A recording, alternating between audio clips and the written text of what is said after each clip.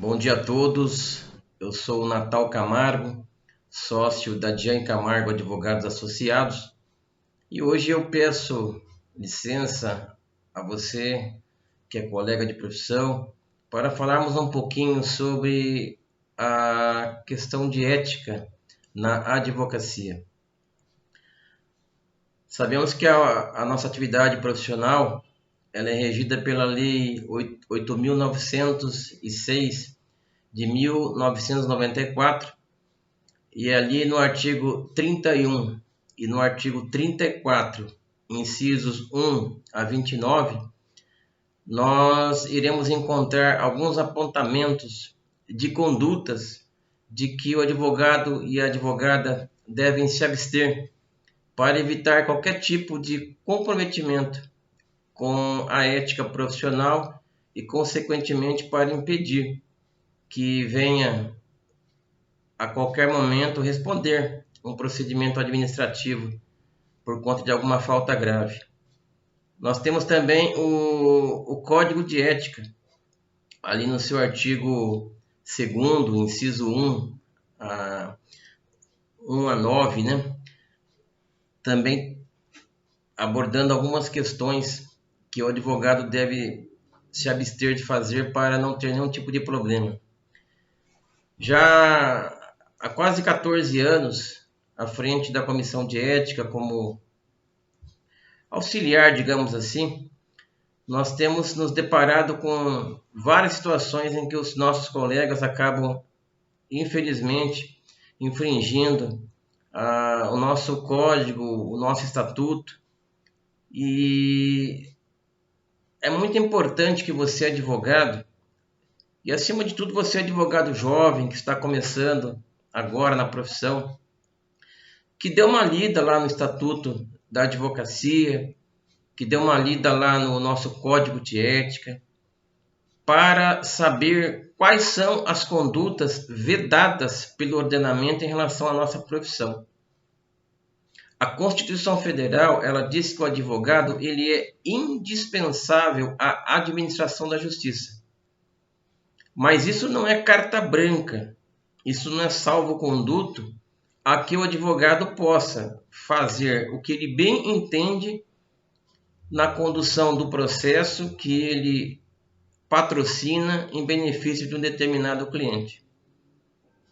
É bom lembrar que essa expressão, o advogado é indispensável à administração da justiça, precisa andar de mãos dadas com as regras do estatuto que rege a atividade do advogado e também com o nosso Código de Ética.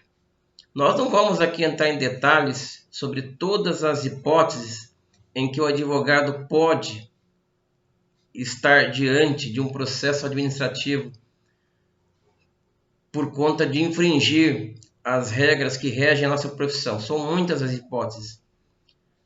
Mas temos algumas que são mais comuns e é preciso bastante cautela do profissional para que não venha a ser representado perante a OAB e depois para que não tenha que responder por uma conduta que não é considerada lícita pelo nosso estatuto. Uma delas é quando o advogado ou a advogada eles ingressam em processo que já é patrocinado por outro profissional ou por outra profissional.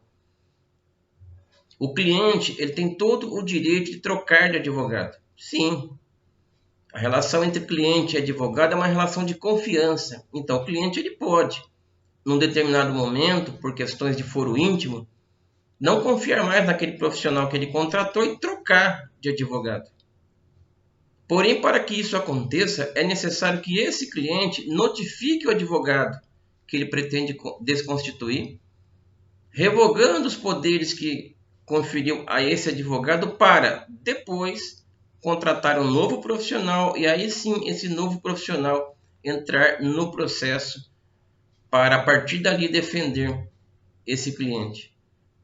É preciso tomar muito cuidado. Não se atravessa a petição em processo que já tem advogado constituído sem que ele seja destituído. Às vezes é até sem querer, às vezes é por descuido, o advogado já ingressa no processo, já começa a peticionar, só que isso é uma questão que contraria o nosso estatuto e contraria o nosso código de ética. Repito, ninguém é proibido de trocar de advogado no curso do processo.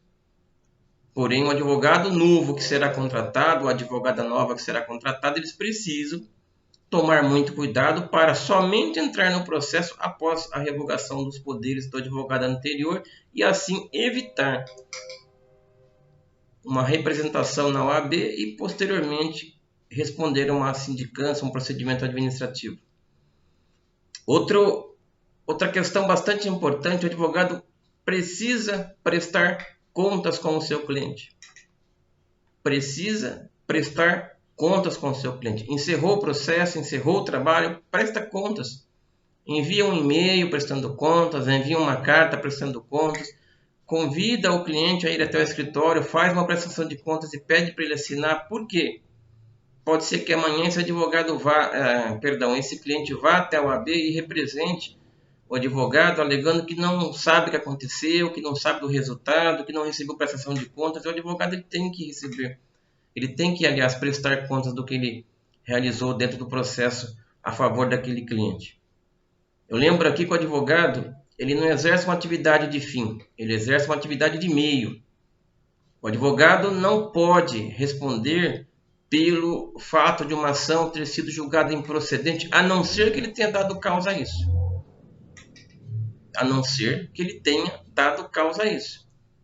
Então nós devemos prestar contas sim, ganhando o processo ou perdendo o processo, devemos prestar contas e arquivar aquelas contas para que se futuramente formos convocados a prestar esclarecimentos na OAB, tenhamos ali aquela comprovação de que prestamos as nossas contas ao cliente e de que tudo ficou bem esclarecido. Tem uma situação em que às vezes o advogado recebe o dinheiro no processo, o que é comum, é natural, é correto, até porque a procuração nos dá poder para isso, e depois ele não consegue prestar contas com o cliente, porque o cliente muda de cidade, muda de telefone, e a gente não consegue encontrar esse cliente. Isso acontece muito, é comum. E o que deve fazer o colega advogado? O colega advogado, a colega advogada, para não ter conflito com o nosso código de ética, com o nosso estatuto. Esse advogado ou essa advogada, eles precisam, primeiro, desconta aquilo que foi contratado. Se foi contratado um percentual de 10%, 15%, 20%, desconta aquele percentual. E o saldo, você envia uma carta ou um e-mail ao cliente prestando contas, pedindo que ele venha até o seu escritório para receber ou que ele informe uma conta para que esse dinheiro possa ser depositado. Natal, mas eu não consigo achar mais o cliente, ele mudou de cidade já. Nos deparamos com várias situações assim. Não tem problema. Usa a regrinha lá do Código do Processo Civil e faz uma consignação extrajudicial daquele dinheiro que você recebeu do seu cliente e guarda o comprovante. Se futuramente ele te representar na OAB ou se futuramente ele entrar com um processo cobrando prestação de contas, você vai conseguir provar que agiu dentro da norma, que agiu dentro da lei. Existem situações até em que as pessoas elas não fazem a consignação extrajudicial, que é o mais correto, é o mais seguro, elas devolvem o dinheiro no processo, desconta aquilo que lhe é de direito, anexa no processo a prestação de contas, ou seja, uma cópia do contrato provando que retirou aquilo que lhe pertence e devolveu o resto no processo. Porém, é mais seguro que se faça uma consignação extrajudicial.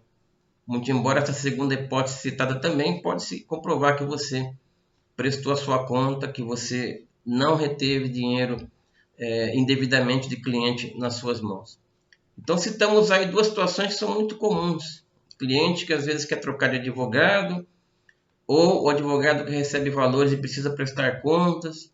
E tem uma outra questão bastante séria também, que nós nos deparamos com bastante frequência, precisa tomar muito cuidado, que é a chamada captação ilegal de clientela. A OAB é muito rigorosa, é muito rígida nessa coisa da captação da clientela. Vou dar um exemplo prático aqui. Uma determinada empresa demite lá 50 funcionários. Daqui a pouco está o advogado lá na porta dessa empresa, distribuindo cartões para quem queira, de repente, entrar com uma ação trabalhista contra essa empresa, ou ele não o faz, mas ele pede para alguém da sua confiança ir até essa empresa, na porta da empresa, distribuir esses cartões, tentar angariar esses clientes. Esse comportamento ele é vedado expressamente pelo nosso código, ele contraria o nosso estatuto e você pode ser penalizado sim, se tiver esse tipo de comportamento. Não existe proibição a que você seja indicado para defender uma determinada causa. Às vezes é comum, você defendeu uma determinada pessoa, aí um amigo dele precisa de um advogado e ele acaba dando você como referência. Isso é normal, isso não é uma captação ilegal de clientela. Assim como os clientes que te procuram, às vezes pela sua placa, pelo seu nome, isso não é. A captação ilegal de clientela é quando você começa a sair em busca desse cliente de uma forma desesperadora, de uma forma ilegal, de uma forma que gera concorrência ilegal, concorrência desleal com os demais colegas. Como no exemplo citado, daqueles que vão na porta da fábrica. É preciso tomar bastante cuidado, porque se essas questões chegam ao conhecimento da OAB, sim, será aberto um procedimento para investigar o advogado e, posteriormente, esse procedimento poderá ser convalidado em procedimento administrativo. O advogado ou advogada faltoso, faltosa, poderá responder pelo ato praticado e ser punido dentro daquelas sanções que são previstas lá no nosso estatuto e também na nossa legislação específica. Então hoje eu gostaria muito de falar com você sobre esse tema ética, né? Tem muita coisa para se falar, o tema ética é bastante vasto, é bastante extenso, temos muitos julgados e muitos entendimentos a partir do TED, temos obras também, doutrinas tratando do tema, mas hoje de uma forma sucinta, de uma forma bastante breve, eu só gostaria de falar com vocês exatamente sobre isso. Dá uma lidinha, é importante que o advogado leia o Estatuto da Advocacia, é importante que o advogado leia o seu código de ética para saber aquilo que ele pode e aquilo que ele não pode fazer. E quando o advogado tiver dúvidas, porque geram dúvidas, tá? Tem muitas questões lá que geram dúvidas. Prudente que ele ligue na subseção a qual está vinculado e converse com a comissão de ética. A comissão de ética tem pessoas lá, profissionais, que estão à disposição para tirar dúvidas. E essas pessoas, esses advogados, essas advogadas que integram, que compõem a comissão de ética, eles com certeza irão te esclarecer se aquele comportamento pode ser feito ou se não pode ser feito. É melhor às vezes perder um tempo e consultar um membro da comissão de ética do que de repente tomar uma decisão e fazer alguma coisa que vai contrariar a nossa legislação e posteriormente possa te causar algum problema no campo da ética. Fica aqui a nossa mensagem. Eu desejo a todos um grande dia, um grande abraço a todos vocês.